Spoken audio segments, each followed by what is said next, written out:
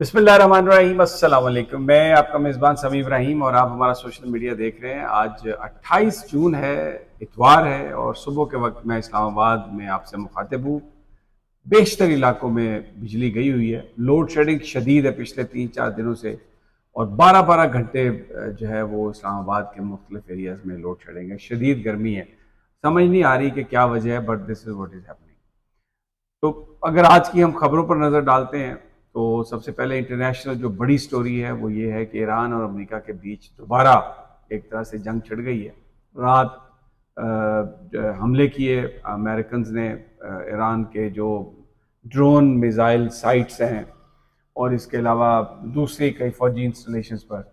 और Donald Trump ने अपना ट्वीट भी किया जिसमें उन्होंने कहा कि ये अब हमने किए हैं हमले और अगर ईरान नहीं बाज आया तो ये फिर हम दोबारा करेंगे। तो ईरानियंस ने उसका जवाब दे दिया। उन्होंने बिल्कुल जो डोनाल्ड ट्रंप की धमकियां हैं उसको उन्होंने बिल्कुल कोई दरखोर इतना नहीं समझा और बहरीन और कुवैत जो अमेरिकन इंस्टॉलेशन हैं वहाँ पर इनकलाबी पासदारान जो हैं उन्होंने कहा है कि हमने हमले किए हैं जवाब में और अगर दोबारा अमेरिका ने ये काम किया तो हम इससे भी ज़्यादा उसको जवाब देंगे। तो अब ये जो एक राजीनामा हुआ था उसका फ्यूचर जो है अब वो फिर दोबारा आ गया और अमेरिकन एक दफ़ा फिर अनरिलायबल पार्टनर के तौर पर उभरे हैं। ये मुआहदा करते हैं, गुफ्तगू के बीच में हमला कर देते हैं या मुआहदा करके चले जाते हैं और फिर उसके बाद हमला करते हैं। तो ये एक सूरत हाल जो है वो बड़ी एक अजीबोगरीब किस्म की बन गई है और ये फिर दोबारा पूरी दुनिया उसके चक्रों में आने वाली है। इसके अब जो इसके असरात जो हैं डेफिनेटली पाकिस्तान पे भी होंगे, पूरी दुनिया पर होंगे। तेल की कीमतें फिर दोबारा बढ़ जाएंगी, बेरोज़गारी और वो सारी जो अनसर्टेनिटी है खित्ते में वो फिर दोबारा जो है वो सामने आ जाएगी। अच्छा, डोमेस्टिकली जो इस वक्त सूरत हाल है पाकिस्तान की सियासी, उसमें जो एक बड़ी खबर है मैं वो आपको ये बताना चाहता हूँ कि जियो टीवी पर पाबंदी लगा दी गई है 15 दिनों के लिए। उन्होंने एक 10 मुहर्रम की रात को एक डॉक्यूमेंट्री जो बाहर की बनी हुई थी लेकिन उसमें कुछ खाके जो हमारी शख्सियात हैं उनके खाके जो हैं वो दिखाए, जो हमारी मजहबी शख्सियात है और हमारा आइन कानून इस बात की इजाज़त नहीं देता। जियो को ये नहीं चलाना चाहिए था, गलत किया। समझदार लोग हैं, हर चीज़ बड़ी नाप तोल के करते हैं। तो अगर वहाँ पर बैठे हुआ कोई शख्स उसके ऊपर ये जज्बात आ गए और उन्होंने उसको चलाया तो ये गलत किया। खैर, इस पर जो पाकिस्तान का जो मजहबी तबका है, आम आदमी भी उन्होंने रिएक्ट किया। तो इस पर जियो ने फौरी तौर पर उस कंटेंट को हटा भी दिया, माफ़ी भी मांगी और कहा कि जिन लोगों ने ये किया हम उनके खिलाफ कार्रवाई भी कर रहे हैं। लेकिन रात को अता तारड़ साहब ने कहा कि जनाब बिल्कुल ये जियो जो है इस पर यानी पैमरा की तरफ से ये उन्होंने ऐलान करवा दिया 15 दिन की पाबंदी और क्या कार्रवाई की गई और एडिटोरियल कमेटी क्या करेगी और इस किस्म की चीज़ें करके तो जियो को ऑफेयर कर दिया। अब बज़ाहिर तो ये एक मजहबी जो मामला है उसकी वजह से ये किया गया, लेकिन अगर इसको आपको थोड़ा सा देखें तो पिछले चंद दिनों से ये खबरें आ रही हैं कि वो कानून बनाए जा रहे हैं, सोशल मीडिया पर पाबंदी लगाई जा रही है और ये जो मेन स्ट्रीम मीडिया जिसे हम कहते हैं ये तो ऑलरेडी बहुत कंप्रोमाइज था। लेकिन अपनी एक राय ये है कि अपना दहशत जमाने के लिए, पूरा एक खौफ व हरास फैलाने के लिए सबसे बड़ा ग्रुप है, आपने उसको बावजूद इसके कि उन्होंने अपॉलोजी की है और सबको फारिग कर दिया, तहकीकात भी शुरू कर दी है कि कैसे ये हुआ, तो आपने पाबंदी लगाई है। ये मैसेज कुछ और है, लेकिन इसके जिम्मेदारान भी ये मीडिया मालकान है।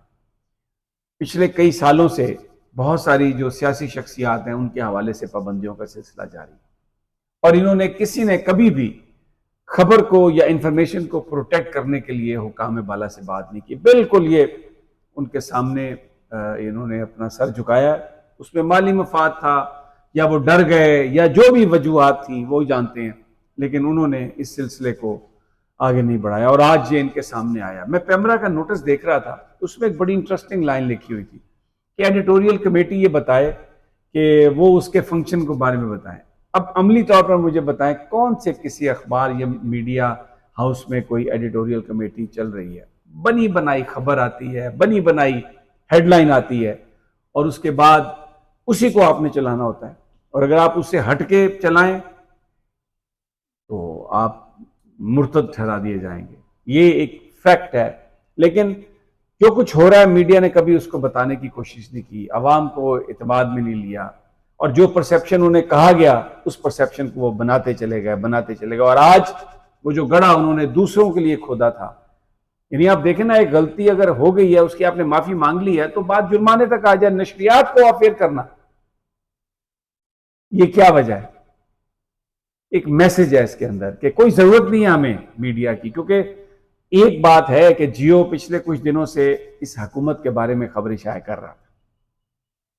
سہیل وڑائچ، منیب، شاہ زیب خانزادہ اور منصور علی خان، ان کا جو ڈسکشن تھی کہ یہ سسٹم کیونکہ نہ سیاست چل رہی ہے نہ معیشت چل رہی ہے، تو یہ سسٹم اب بیٹھ جائے گا، یہ نہیں چل سکتا.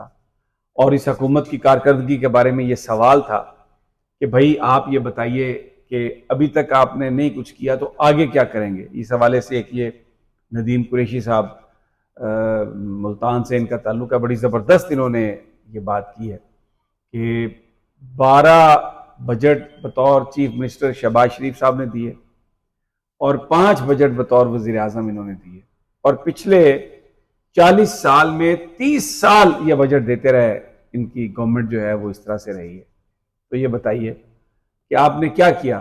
ابھی تک آپ اکانومی کو سٹیبلائز کرنے کے لیے بات کر رہے ہیں، کوئی لوگوں کے حالات نہیں بدلے، تو آگے آپ کیا بدل سکتے ہیں؟ تو یہ جبکہ اسی پروگرام میں جو حکومت کے قریبی لوگ ہیں ان کا یہ کہنا تھا کہ ابھی کوئی ایسی سچویشن نہیں ہے اور بالکل یہ نئی کوئی چیز نہیں آنے والی، ابھی کوئی تحریک انصاف کو رعایت نہیں مل رہی ہیں. لیکن منیب کا یہ جو ایک اعتراف تھا کہ 2018 میں 2019 میں ہمیں یہ کہا گیا تھا کہ عمران خان نکما ہے، آپ بالکل تن کے رکھو ان کو، اور ہماری طرف ڈر نہیں آنی چاہیے، بس اسٹیبلشمنٹ کو نہ پوائنٹ آؤٹ کرنا. یہ منیب صاحب کہہ رہے ہیں اور ان کو رکھیں اٹھا کے بالکل. تو پھر اس کے بعد بشرا بی بی صاحبہ کی بھی 2024 میں جو ایک ویڈیو آئی تھی، اس میں انہوں نے بتایا تھا کہ جب وہ سعودی عرب سے واپس آئے تھے تو کس طرح ان کے خلاف ایک کیمپین چلائی گئی. تو یہ جو بشرا بی بی صاحبہ کے بارے میں بھی کیمپین کے تویز کرتی ہیں، جنات ہیں، یہ ہے وہ، یہ بھی اسی ایک مہم کا حصہ تھا جس میں عمران خان صاحب کو بدنام کیا گیا. اور اب منیب صاحب اس کا اعتراف کر رہے ہیں. تو میں ایک پھر بار بار ایک سوال آتا ہے کہ پھر وہ پولیٹیکل والی بات کہاں گئی؟ اور ابھی بھی یہ جو ساری گفتگو ہو رہی ہے اس میں بات ساری یہ ہے کہ نظر کرم جب تک ہے یہ حکومت چلتی رہے گی، اور شہباز صاحب کسی چیز کو وہ کہتے ہیں، انکار نہیں کرتے. تو یہ اب سیاسی رول جو ہے ان کا، اس کے بارے میں نہیں بات کر رہا. یہ وہ لوگ بات کر رہے ہیں جو اس حکومت کے اور ان حلقوں کے قریب ہیں. پریس کانفرنس ہوتی ہے کہ ہم غیر سیاسی ہو گئے ہیں، یہ آ کے کہتے ہیں کہ سیاست کو کنٹرول ہی وہ کر رہے ہیں، اور کہتے ہیں کہ سیاست کوئی نہیں کر رہا اس لیے کہ سیاست کرنے کی اجازت نہیں ہے، اور معیشت جو ہے وہ چل نہیں رہی کیونکہ معیشت کو پیچھے سے وہ چلا رہے ہیں. اب یہ میں نہیں کہہ رہا، یہ آپ پروگرام شاہ زیب خانزادہ کا ٹی وی پہ سنیں، یہ وہ کہہ رہے ہیں، یہ سہیل وڑائی صاحب کہہ رہے ہیں، یہ منیب صاحب کہہ رہے ہیں، یہ منصور علی خان صاحب کہہ رہے ہیں. ایک بڑا عجیب سا کنفیوژن جو ہے وہ اس سوسائٹی میں اس وقت جو ہے وہ چل رہا ہے.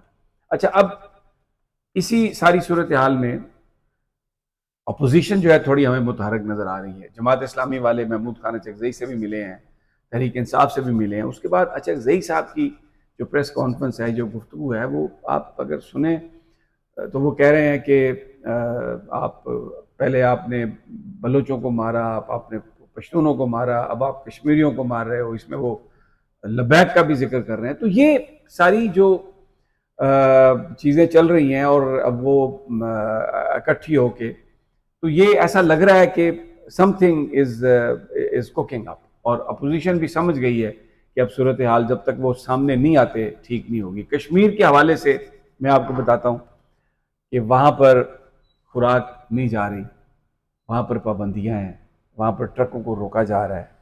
تو یہ مجھے بتائیے کہ یہ کیا اس میں آپ کو حاصل ہوگا اگر آپ مذاکرات، دنیا کے آپ مذاکرات کروا رہے ہیں اور اپنے ملک میں آپ مذاکرات نہیں کر رہے.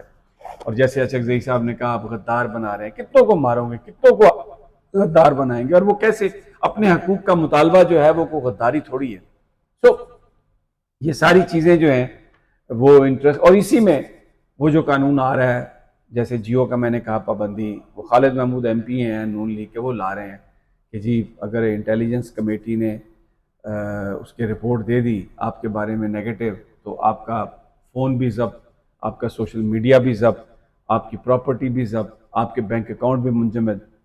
کہیں پر آپ سمجھیں کہ آپ اسی سوسائٹی میں ایک اسٹرینجر بن کے رہ جائیں گے اور بالکل آپ کو نہیں. اچھا، اور اسی میں ان حکمرانوں کی منمانیاں چل رہی ہیں. اب آپ دیکھیں کہ یہ شہباز رانا صاحب کی سٹوری آپ دیکھ لیں، کیا کہہ رہے ہیں وہ کہ جو چیف الیکشن کمشنر ہیں ان کی اہلیہ کو پاک عرب ریفائنری جو ہے اس کے بورڈ آف ڈائریکٹرز میں ان کو ممبر بنایا گیا، اور ایک میٹنگ جو ہے وہ اٹینڈ اگر کرے ممبر تو اس کو $3,500 ملتے ہیں. یعنی آپ یہ اس سے اندازہ لگائیں 10 لاکھ روپیہ ایک میٹنگ کا. اور اس میں احد چیمہ صاحب ممبر ہیں، امداد بھوسال صاحب ممبر ہیں.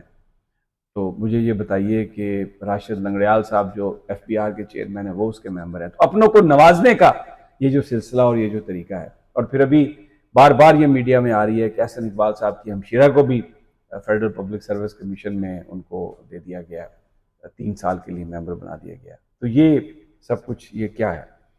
اچھا، اب ایک اور جو امپورٹنٹ چیز ہے، سرگودا میں بڑا ہولناک واقعہ ہوا. منتہا زہرا ایک 8-9 سالہ بچی جو ہے اس کے ساتھ جو زیادتی ہوئی، لیکن اب اس میں ایک لڑکے کو جو ملازم تھا اس کو مار دیا پولیس نے، CCD نے، جو ایکسٹرا جوڈیشل کلنگ ہوتی ہے رپورٹڈلی اس میں. لیکن جو باقی ملزمان تھے، جو مالکان تھے، اب اس کے بارے میں جو ایک چینل کا رپورٹر اپنے پروگرام میں یہ کہہ رہا ہے کہ بچی کے باپ کی 2 دن پہلے اس دکان کے مالک سے لڑائی ہوئی تھی اور اس نے کہا تھا کہ میں آپ کو پورا سبق سکھاؤں گا. اب یہ جی ٹی وی کا رپورٹر کہہ رہا ہے. تو اب وہاں پر دکان گرا دی گئی ہے، اس کے سامنے دیوار کھڑی کر دی گئی ہے، ابھی DNA ٹیسٹ نہیں آئے، ابھی کسی کو پتہ نہیں ہے کس نے کیا کیا، اس لڑکے کو مار دیا گیا. تو یہ جو ویجیلنٹ جسٹس جسے ہم کہتے ہیں، سسٹم نہ ہو اور لوگ پھر خود نکل آئیں، تو یہ ایک بڑی الارمنگ چیز ہے. انصاف ہونا چاہیے، جو مجرم ہے اس کے ساتھ کوئی رعایت نہیں ہونی چاہیے، لیکن پہلے یہ تعین تو ہو جائے. پولیس خود ہی تو فیصلہ نہیں کر سکتی کہ یہ مجرم ہے اور یہ بے گناہ ہے. عدالتیں ہیں، اس میں ایویڈنس پیش ہوتا ہے. خیر عدالتوں کا تو جو انہوں نے کیا ہے وہ تو اڑا ہی دیا، لیکن بہرحال عدالتیں اب انصاف تو نہیں دے رہی، بہت مشکل ہے، کسی کو انصاف نہیں مل رہا وہاں پہ. لوگ کہتے ہیں کہ عدالتوں میں جانے کا فائدہ ہی نہیں ہے. تو یہ ساری اس وقت صورتحال ہے وطن عزیز کی، اور اس میں کنفیوژن زیادہ ہے. اور میں سہیل وڑائی صاحب کی بات سے متفق ہوں، امید نہیں. اگر امید نہیں ہوگی تو یہ سسٹم کیسے چلے گا؟ اور یہ ایک عمران شفقت صاحب بڑی زبردست ایک بات کی ہے انہوں نے، یہ میں نہیں کہہ رہا، یہ وہ کہہ رہے ہیں، اور یہ وہ لوگ ہیں جو اس حکومت کے قریب ہیں. وہ یہ کہہ رہے ہیں کہ جناب اگر یہ سسٹم ناکام ہوتا ہے تو یہ صرف ان سیاستدانوں کی ناکامی نہیں ہے، جو ان کو لے کے آئے یہ ان کی بھی ناکامی. اب میں تو مانتا ہی نہیں ہوں کہ کوئی لے کے آیا، کیونکہ ہمیں تو یہ بتایا جاتا ہے کہ وی آر اے پولیٹیکل. لیکن یہ عمران شفقت صاحب کہہ رہے ہیں، میں نہیں کہہ رہا. یہ وہ لوگ ہیں جو اس پورے سیٹ اپ میں، اور خاص طور پر جو سیٹ اپ لانے والے ہیں ان کے نزدیکی ترین سمجھے جاتے ہیں. تو یہ صورتحال ہے. اور اگلی ویڈیو تک مجھے اجازت دیجیے، انشاءاللہ جلد ملاقات ہوگی. اللہ نے